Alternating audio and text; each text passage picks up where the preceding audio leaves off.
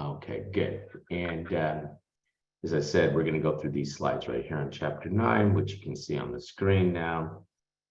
And I'm going to put my machine in tablet mode and hope that it doesn't mess up too much. It always seems to want to do something like it just did, like close the slides for some reason, but that's all right. We'll open them back up and we will go to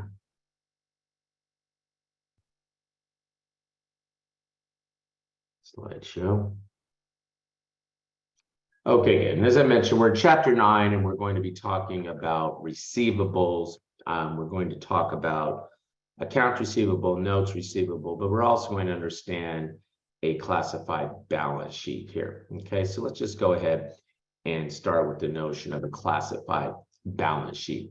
By classified, we mean we are going to classify our assets and liabilities as to whether they are current or non-current. Now, for this class, we're just going to use a rule of thumb that a current asset is one that will be used up in a year or less. Okay, so we always consider cash to be a current asset. Now, sometimes students say, wait a minute, you mean we're going to be out of cash in a year? No, what that means is the cash that you currently have will be used. You may replace that with other cash that you get later, but cash is almost always considered a current asset. There are some stipulations where you would carry cash as a non-current asset, meaning you're treating it as something that will not be used up in a year. Okay, that's the difference between current and non-current. This rule of thumb will be used up in a year for our assets. And our non-current assets are those that will, take longer than a year to use up. And sometimes cash can sneak down that non-current, but the rules around that are very specific beyond the scope of this class. So for the most part, we will think, and in this class always, we will think of cash as a current asset. Now you continue to look at this example classified balance sheet and you start seeing it, for example, much of the subject of today's class. Sorry guys, my glasses for whatever reason don't seem to want to clean here. Okay, you continue to look here and you see accounts receivable. Okay, we will talk today about quite a bit about accounts and notes receivable.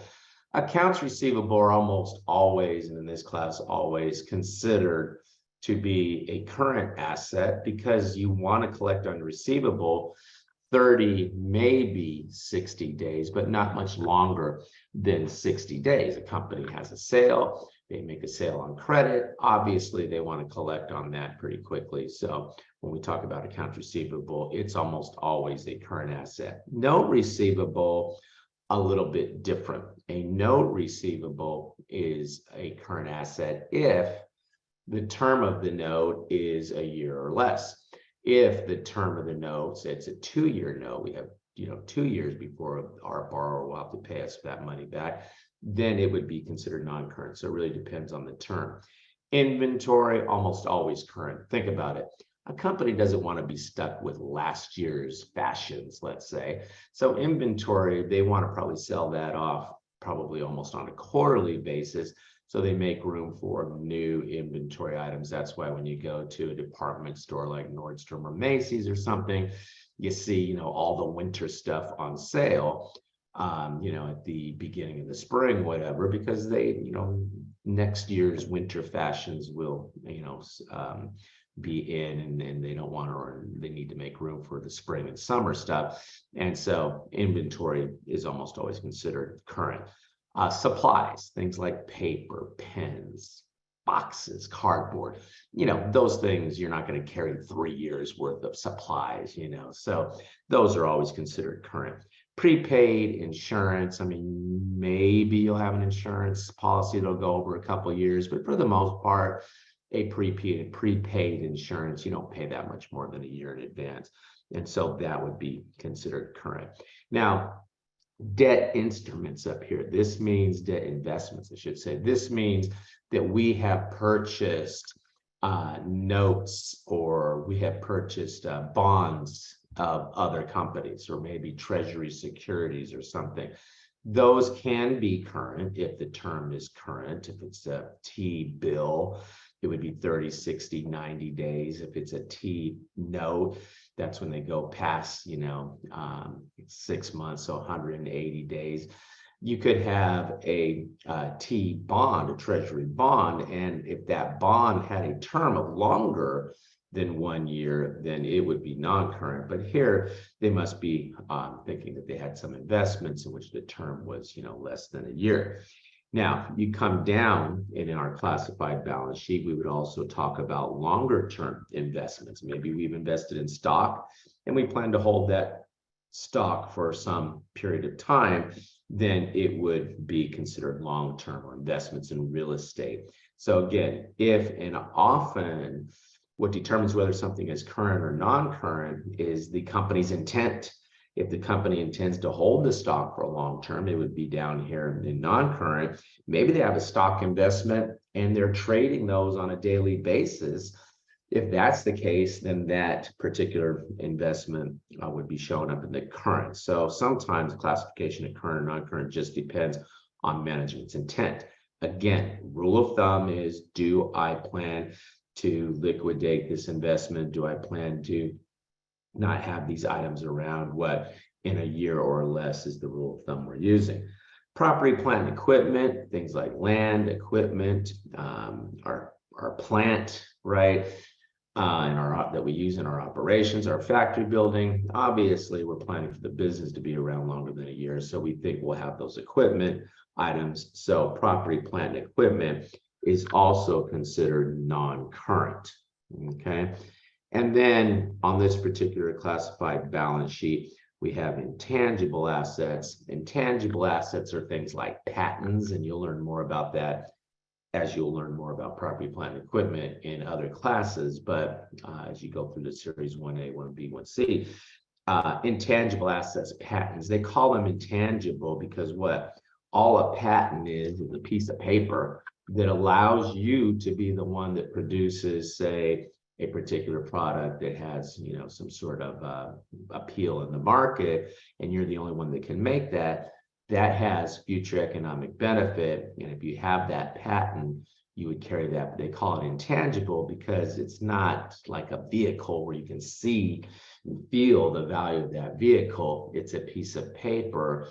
And because it's a piece of paper that allows you to do something, they call that intangible asset, okay? But the key takeaway from here is these things up here obviously are current, okay? The things all down here are non-current, and our rule of thumb is, will it be used up in a year or less? Okay, that's what causes it to be current. It goes past a year, then we start listing it as non-current. We do that for assets. We do that for liabilities. So you can have current liabilities, accounts payable, these other things that you see listed here, notes payable, okay?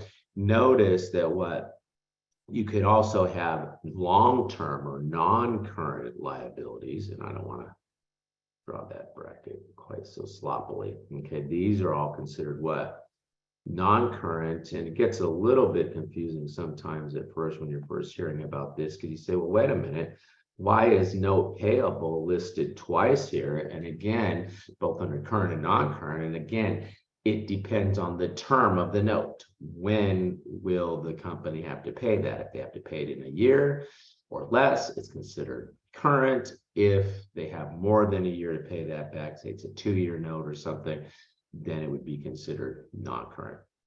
And of course, we've said now for some time in this class, for now, you'll learn more about it later, our stockholders' equity is always common stock and retained earnings. Any question?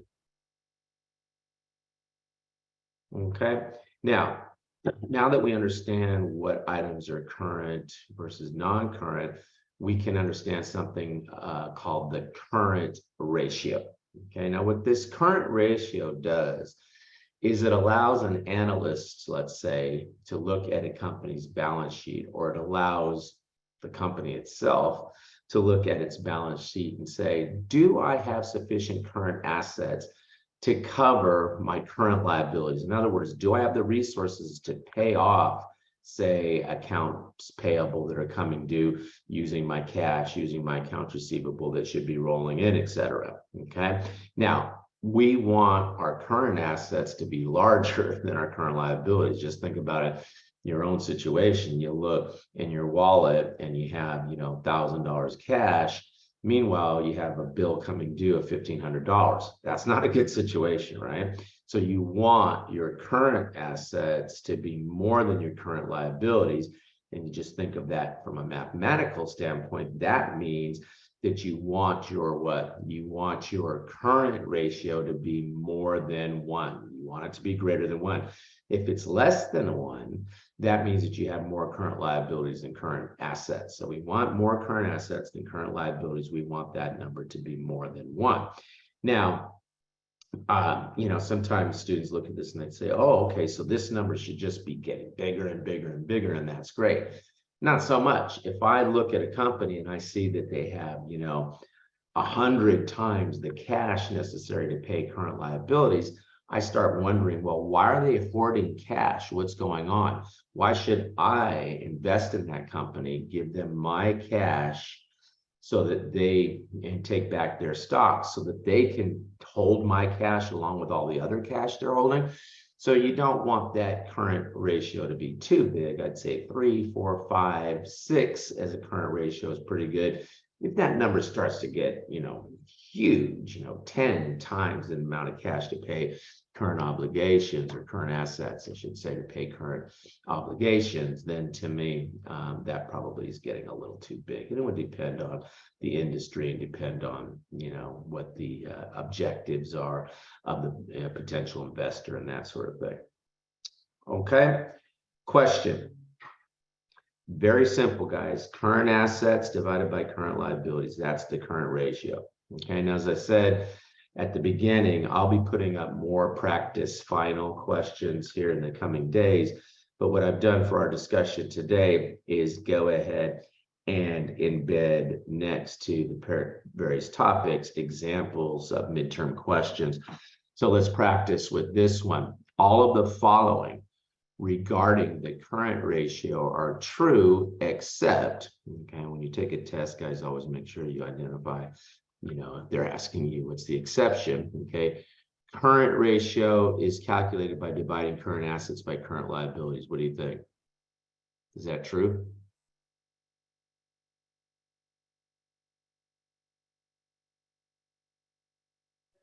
True. Okay, good. That's true. Current ratio helps to assess a company's ability to pay its debts in the near future. What if the number is less than 1? What does that mean?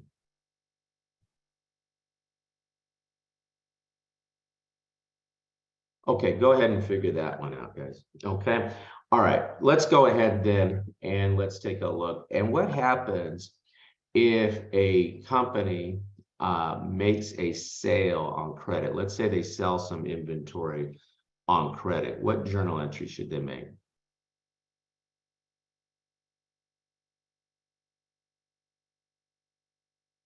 Okay, go ahead and figure that out on your own. That'll stay blank. Okay. Now, when a company makes a sale on credit, what happens is they basically have to determine whether or not they will collect on that account receivable. Now, what happens is a company has to match the sale and has to determine whether or not they think they will collect all of that. So when they make a sale, I guess I'm going to just have to sit here and talk to myself. Just talk to yourself, John. It's okay. Okay, yeah, you want to talk to yourself? Yeah, we'll talk to ourselves. Okay, that's fine. Okay, so when a company makes a sale on credit, what they do is they go ahead and they debit the accounts receivable for, say, how much do I want to debit the accounts receivable for here? Say 80,000.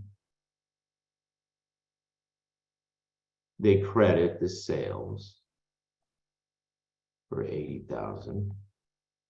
Okay, and if the inventory said they had sold some inventory and said the inventory cost them 60,000, just making that number up, they would debit cost of goods sold and they would credit the inventory, right, for 60,000. Right now, what happens? Is there a chance that they won't collect some of that accounts receivable? And the answer is yes.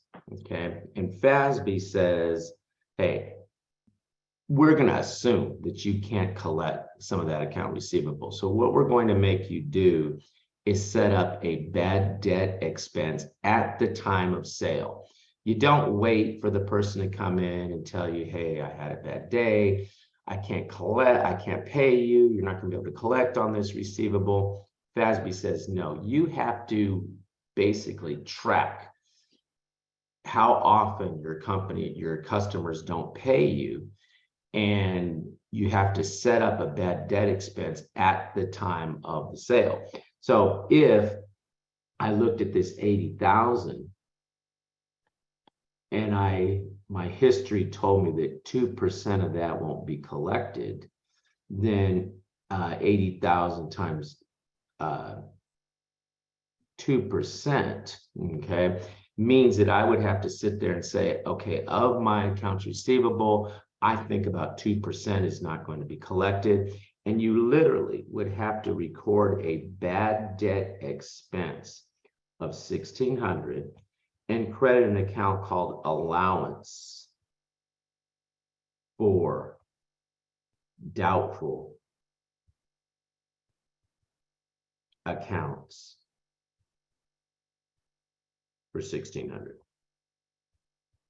Now, when the company shows their accounts receivable on the balance sheet, they would show accounts receivable of 80,000.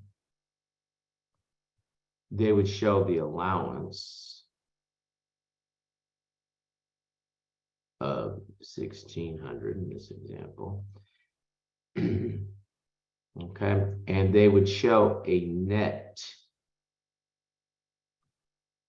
accounts receivable, okay, net 80,000 minus 1,600.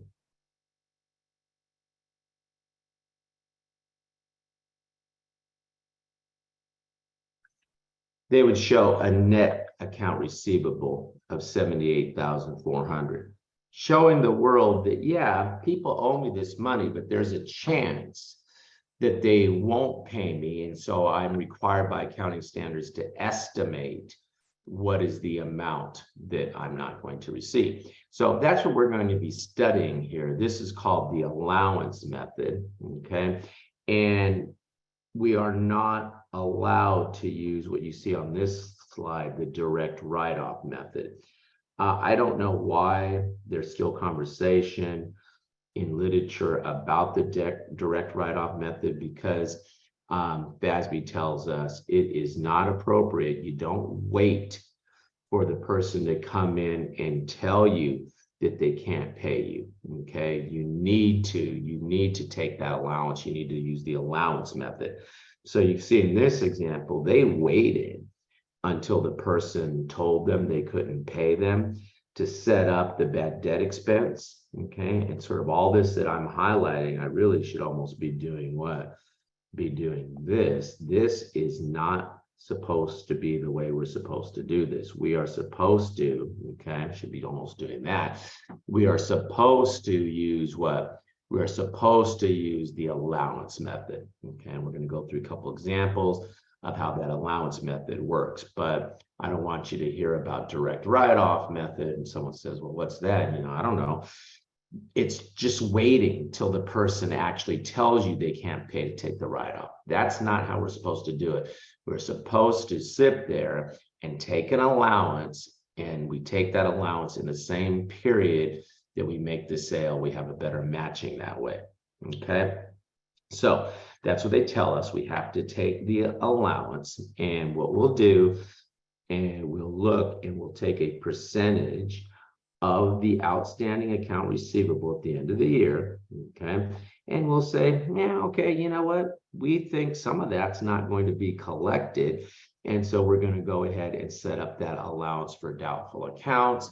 And we'll show that as a contra against our asset account receivable. So the net realizable amount of the receivable is showing up on the balance sheet. And it's based on past experience and future expectations. So we have to sit there and say, well, this is our experience with our collectability. The economy doesn't seem like it's going to be doing as well going forward. So maybe that situation is going to get a little worse, or we've been coming through a bad economy. Things are going to improve. So maybe that allowance amount doesn't have to be as much. Whatever. You need to figure out a way to sit there and figure out what's the appropriate amount that you should put into the allowance for doubtful accounts. Okay, so you look at something very similar to what I just showed you. You have this company. The company has $80,000 of accounts receivable. Their estimate is that 2% of that is not going to be collectible, but they look in their allowance for doubtful accounts. Okay, when they look at that account, of course, it's an account, it can be put into a ledger format, right? When they look at the allowance,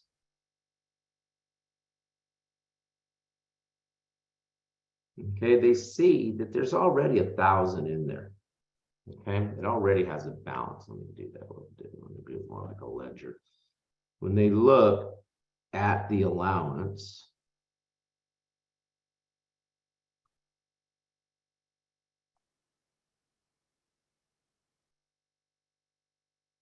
they see, not 1,600, but 1,000. They see, okay, well, there's already 1,000 in there. But when they do their analysis, they say, well, 2% of 80,000 account receivable, we actually need 1,600 in there. So maybe there was 1,000 balance that was sitting there and they had put that in from last year and it carried over into the new year of 1,000, but then they made some sales during the year. And now the account receivable balance, say at the beginning of the year, it was, say, accounts receivable, I'll put over here, say at the beginning of the year, it had a balance of 40. I'll make it a balance of 20. I'll make it a balance of 60.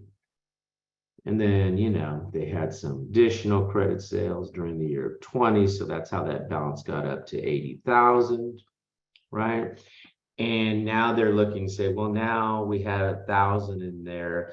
That seemed okay last year, but now, you know, we need maybe to make this work even better. I'll make this 50,000, bring this up 30,000 or more in sales. So we had what? We had 1,000 in there, but we've had more sales and more outstanding account receivable. So we need actually 1,600 in there. They look and they're saying, well, there's only 1,000 in there. So what would they do?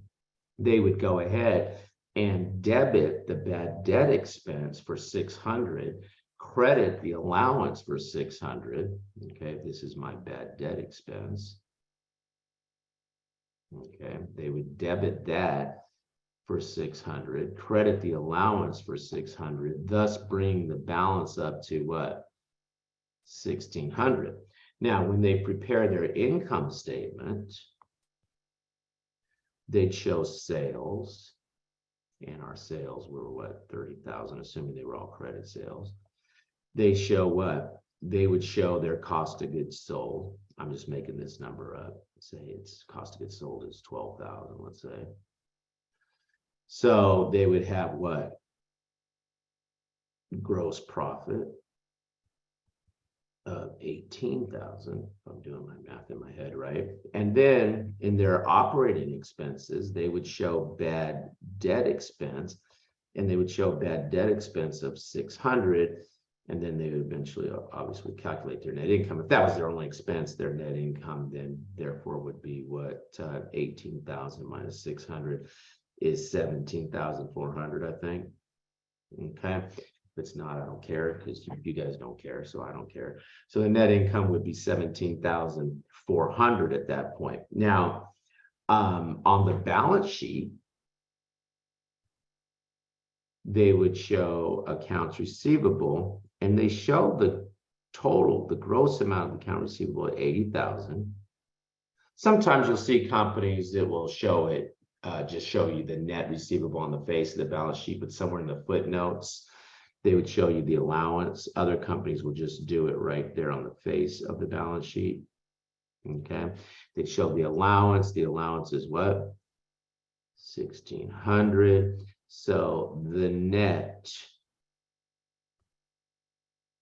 accounts receivable now, in that case, 80,000 minus 16. What do we say? That's earlier I just did that. We'd say that's 78,400. Okay, and that's showing the world, hey, there's a chance I won't collect some of this. Okay, and they do that every year. They have to look at what's in their receivable balance, look to see what's in the allowance, and see if they need to put more. Sometimes companies will say, hey, we can take some out, and that can happen too. And I'm going to show you an example of that here in a couple of minutes. Okay, now, if a company wanted to be more sophisticated, and guys like banks who have a lot of outstanding receivables are very, very sophisticated as to how they go about and calculate the amounts that they want to put in their allowance and whatnot. I was on an assignment where the federal government had my office looking at the potential that banks wouldn't be able to collect on certain loan receivables, and we looked at their allowance process, and they had what they call migration analysis, where they take historical data going back several years, and then they look at future economic trends and whatnot to come out with the amount that they think they need to put in their allowance. So a company can be as sophisticated as they like here. So a more sophisticated way of coming up with the amount that you need in your allowance is to do something called an aging. And with an aging of the accounts receivable, we list them in terms of how past due they are. So if a receivable is current, okay, we give folks 30 days to pay their receivables to us. We don't have to put as much in the allowance. Then we could start to look and say, well, if you start getting 30 days past due, 60 days past due, the chances that we're not going to collect on that increase, and you start getting over 90 days, we're putting, 20% of that we're not going to collect.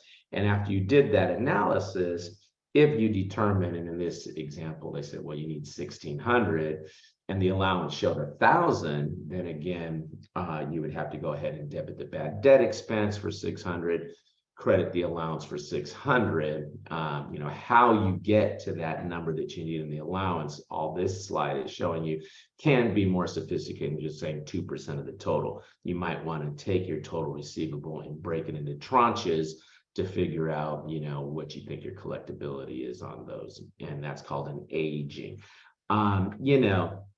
As I said, a company can be as sophisticated as they like in coming up with the amount that needs to go into the receivable. Into the allowance. Okay.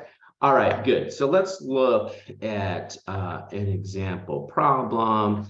And here, guys, they tell us the receivable balance is $95,250.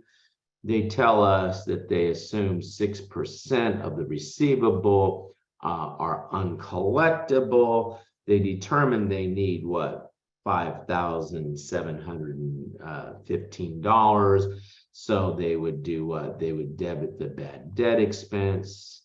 When they look at the amount that they need in the allowance, they believe that they need this 5,715. When they look at the allowance in this problem, they tell us that the balance was already what? 921. So to get this account higher to where it'll be showing this 571, they have to do what? They have to debit, and I'm going to show you the journal entry in T account form. They would debit the bad debt expense, this 4,794, and credit the allowance 4,794, and that would bring this 921 balance in here to what? To the 5,715, which is the number they wanted to be in there. when they show their accounts receivable on the balance sheet, they would show accounts receivable of 9,5,250. They would show allowance of 5,715. That would give a net account receivable 95,250 minus 5,715, 89,535.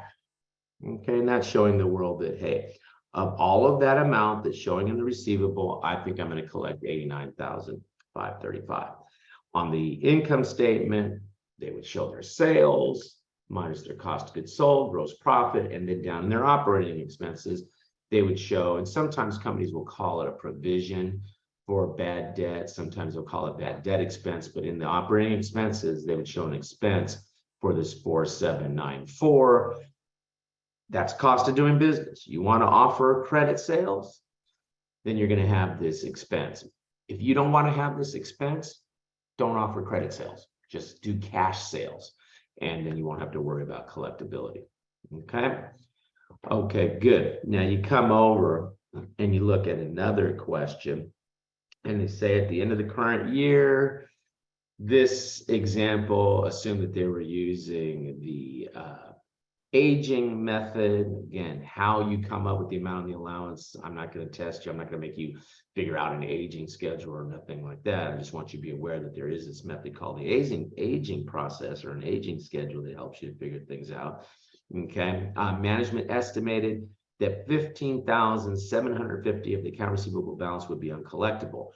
Prior to any year-end adjustments, the allowance account already has 375 in there. So what's the amount that I have to bring it, put in there, credit into the allowance to bring it from 375 up to what is needed, this 15,750? And you can kind of take a look down here at the explanation. I need 15,750. There's already this 375 sitting in there. So I need what? I need this additional amount of this 16,125. Okay, so what do? We debit the bad debt expense. We credit the allowance. When we do that, then the balance in the allowance account comes up to this new amount here. This, did I point to the right answer there? 16,125. Yeah, it comes up to this 16,1. Wait a minute. Something doesn't seem right here. Should be putting less than the 15. Nothing here. 15,750. Okay, let me read this a little more carefully. I'm sorry. At the end of the year, using the receivable method, estimated that 1575 would be uncollectible prior to any year-end adjustment. Had a debit. Oh, I see. Okay, I see what's happening. My bad. Okay. What's happening in this question, and this can't happen. Okay, I'm not sure that the timing is great for this example. I wanted to show this to you probably next time. But in this question, they're telling me that the allowance, do I want to do this right now? I have this funny feeling that this is going to, this question has a chance of doing more harm than good right now. We'll come back to this. I'm going to come back to this. There's a problem here that I'll show you how this works in a minute. So don't worry about this question right now. Just hold your understanding right here, right now. You look to see what's in the allowance. There's a credit in there. You want to bring it up to this 5,715. However, they came up with this, assuming 6%. So they needed this amount. There was already 921, so they put this 4794 more in there. I'll come back to this other question. This is a good question, something that I might ask you, but the timing of this slide is not good. So I'll come back to this, okay? Okay, good. Now, let's look and see what happens if a company sits here and now has to write off a receivable. So they went ahead, they set up the allowance. Now someone comes and says, I can't pay you. And let's say the amount they tell us that they can't pay is $500. Okay, what would we do? We would debit the allowance 500 and credit the account receivable 500. And remember last time, we talked about subsidiary accounts. So we'd have to make sure we know whose person's receivable we're writing off. So we would go ahead and write off the account receivable in the subsidiary ledger for Smith. That would roll up to my general ledger account. Okay, but I go ahead and I write that off. Now, if I have this write-off, and let's say in the accounts receivable, prior to this write-off, say I had 5,000 in there, and I write off the receivable, I debit the allowance, I credit the receivable. Now the accounts receivable is going to have a balance of what? 4,500, right? Because I just decreased the receivable to decrease an asset you credited. I guess I still have to say that. And let's say that prior to this, the allowance had showed, how much do I want to have in here? Let's say the allowance was showing, well, I'll make the account receivable 15,000. And after I write it off, it's going to be 14,500. Okay, it has 15,000. Let's say the allowance had $2,000. So the net receivable would be 13,000, right? Okay, because I'm writing off, I have that allowance. Then I have the write-off. Okay, and let's say this is what it looked like at 12/31 year one. Okay, and then in year two, the only thing that happens in that entire year two, let's say this happens, November 30th of year two, a person comes and says, sorry, I lost my job, whatever, I can't pay. Well, when we credit the account receivable, now the account receivable is going to have 14,500. The allowance, since it had what? Since it had allowance, I'm just going to tee that up. Since it had a balance of what? Of 2,000. And since I just debited it for 500, now it has a balance of 1,500. Okay, so if it has a balance of 1,500, then the net accounts receivable is still showing 13,000. And all you're showing users your financial statements at that point is, hey, I thought I wasn't going to collect from some people, and guess what? One of them happened. Here they came. And so the overall financial position of the company doesn't change as a result of the write-off. It just means, hey, I thought I wasn't going to collect some receivable. I set that up based on my experience and whatnot. And look, it's coming true to a certain extent, right? Okay. Now, what happens?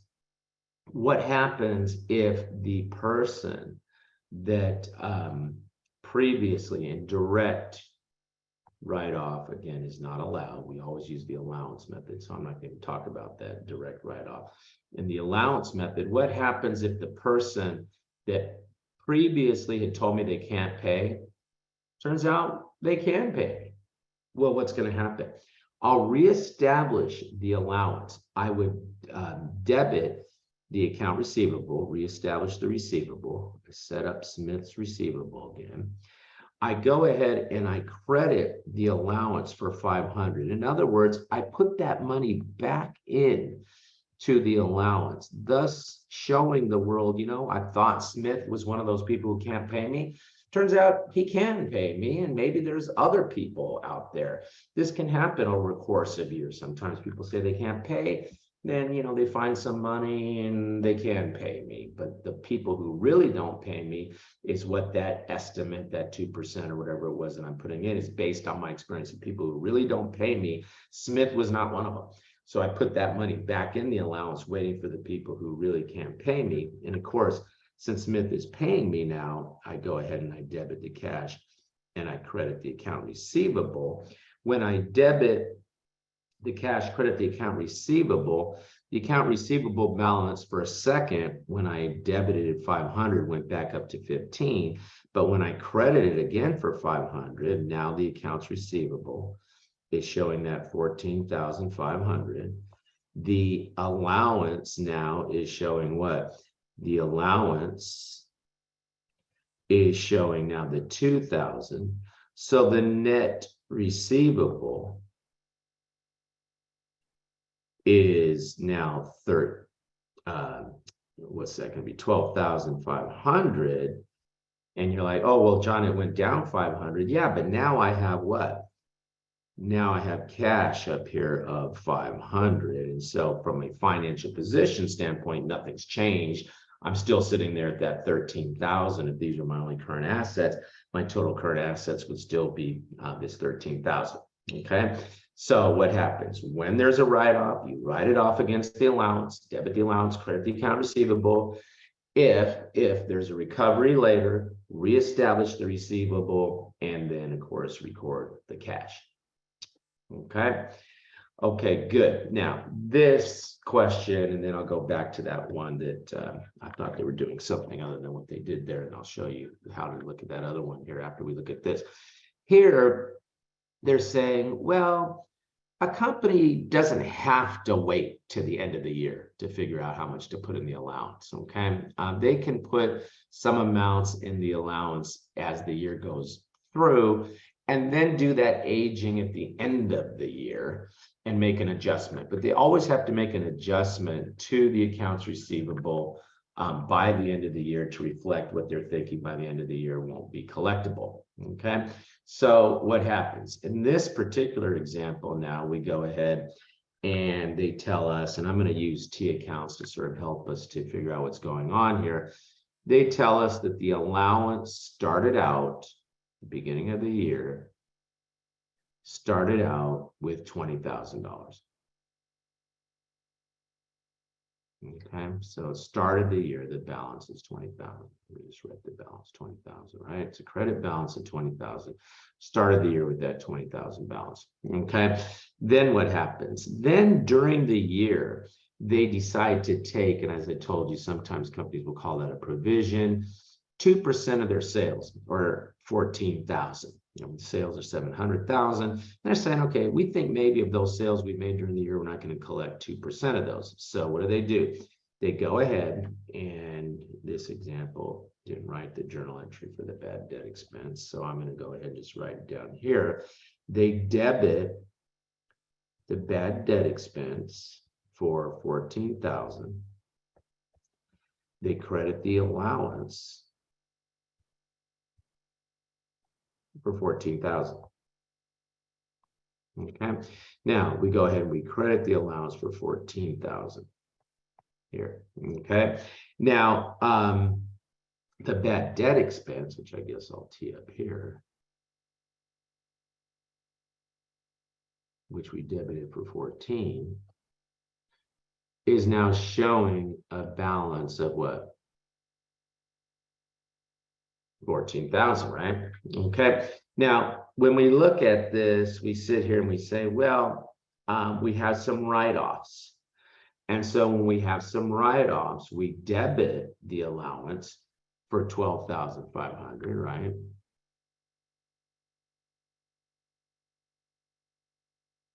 We credit the account receivable. Guys, I'm not teeing up account receivable here. And then they do that aging by the end of the year, and they determine that they need 20,500. Now, if you look at where the allowance account stands right now, okay, and I'm just going ahead and analyzing this, we have what? We have 20,000 in there. We added what? 14,000. But because we had some write-offs, we had to we reduced the allowance by 12,500. That brought the balance right now, okay, to 21,500. But they do an aging and they determine, hey, we only need 20,500. So there's what? There's too much sitting in the allowance. So what do?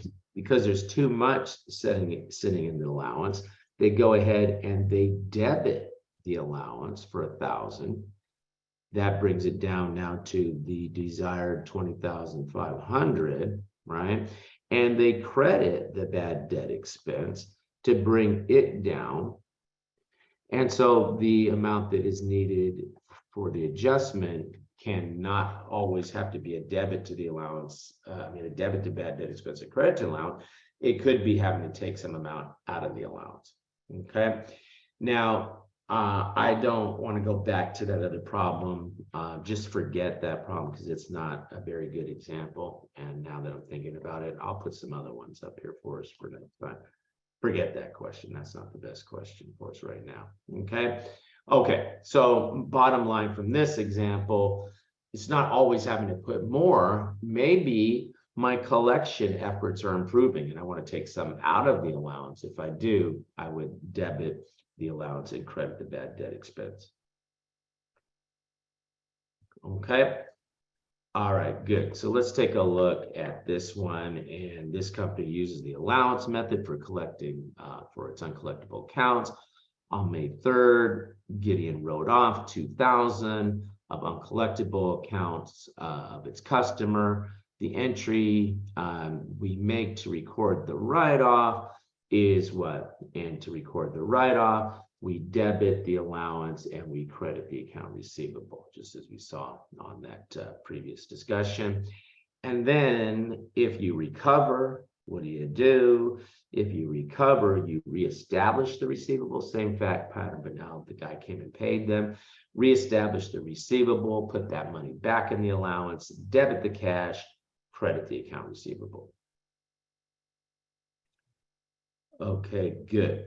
I had a blank slide here for some reason. I can't remember why. Oh well.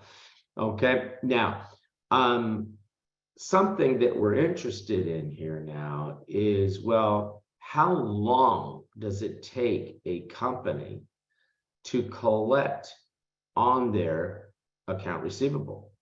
How long does it take them? Okay, so there's two numbers that we calculate here. First, we have to calculate the account receivable turnover.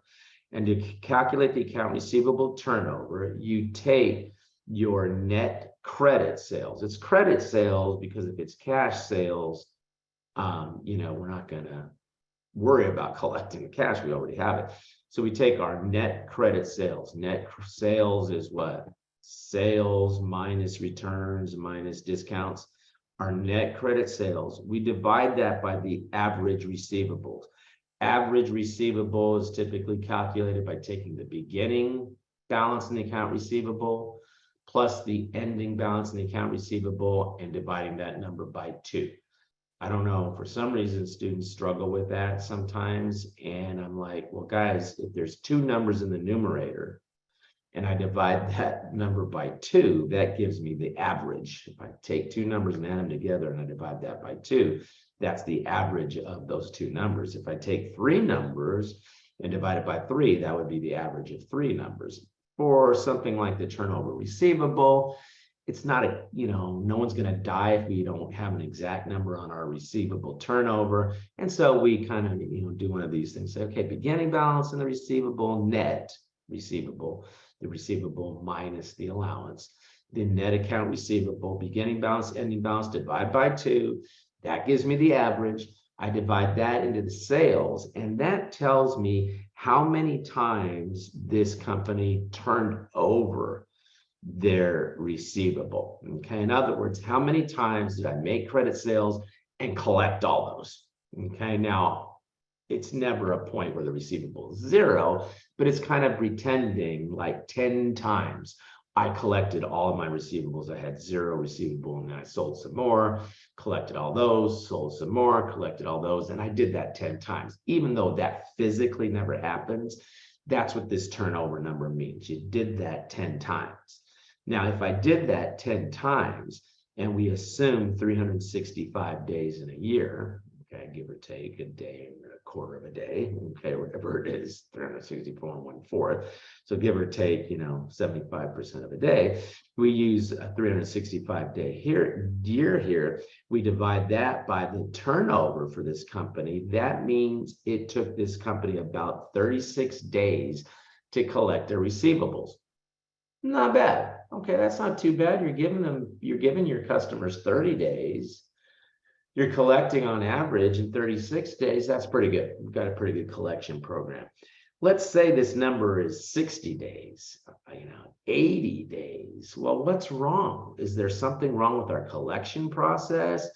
Are customers not liking the product that we're selling them, so they don't want to pay on it? What's going on? And we can start to have some improvements that are made as we start seeing why we're taking too long to collect on our receivable. Okay, good. So company has net sales. Let's see if they're going to let me write on this. Okay, good. Of 1,200,000. We have accounts receivable. The average, this problem just gave me the average of what?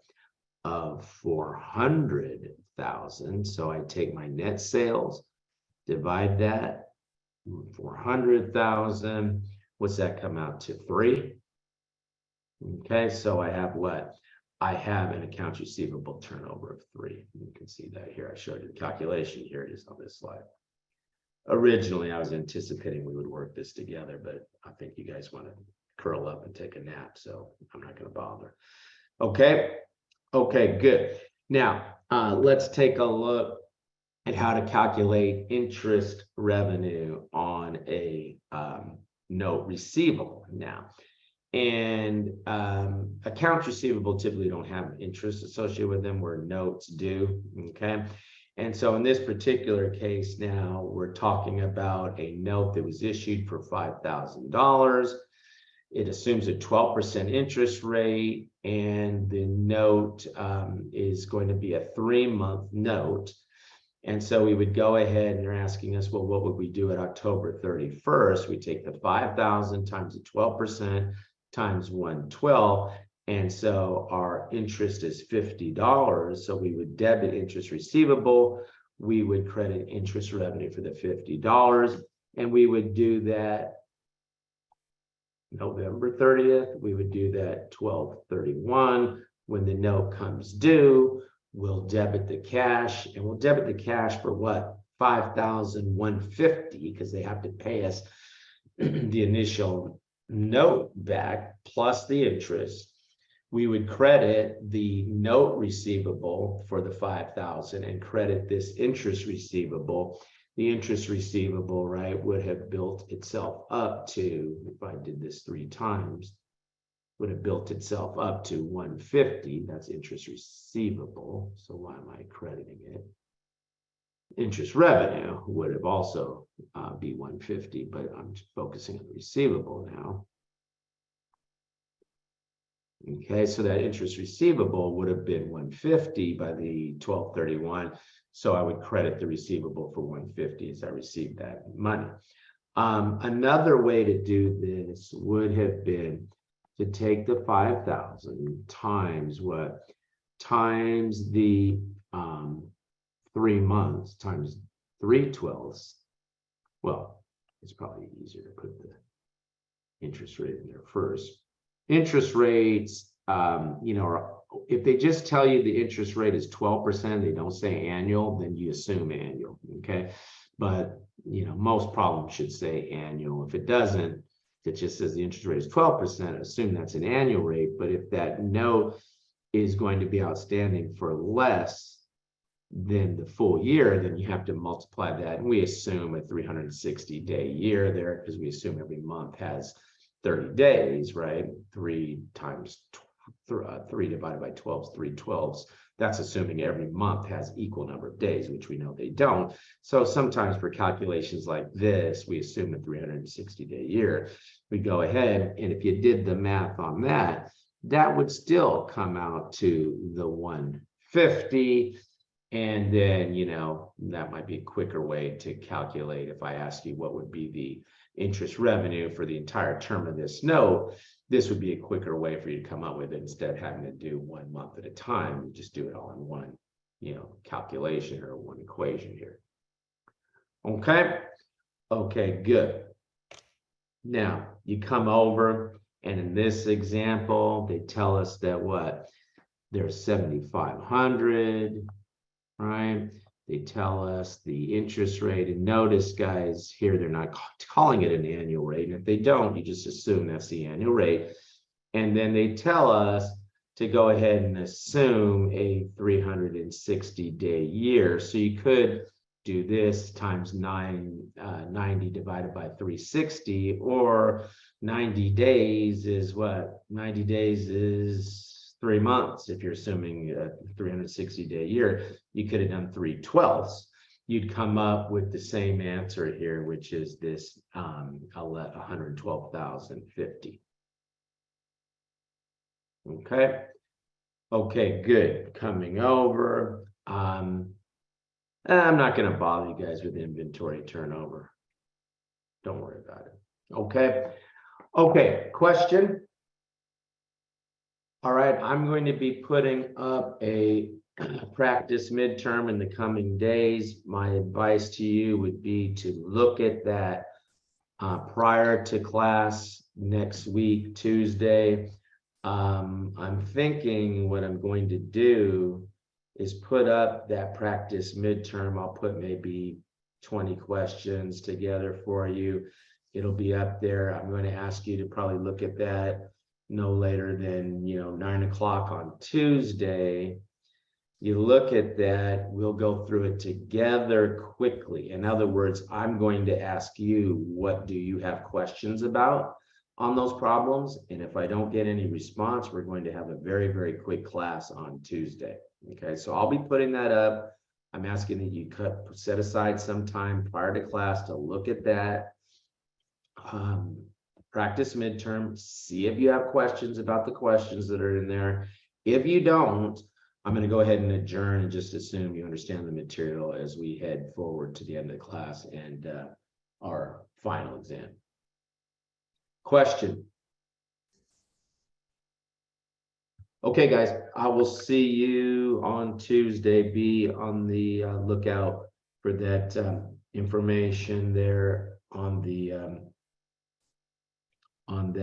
practice midterm, and make sure you are coming to class so that you can get credit here for being here, so that I know whether or not I'm going to need to improve your midterm 2 grade for better performance, or excuse me, improve your midterm 1 grade for a better performance on midterm 2.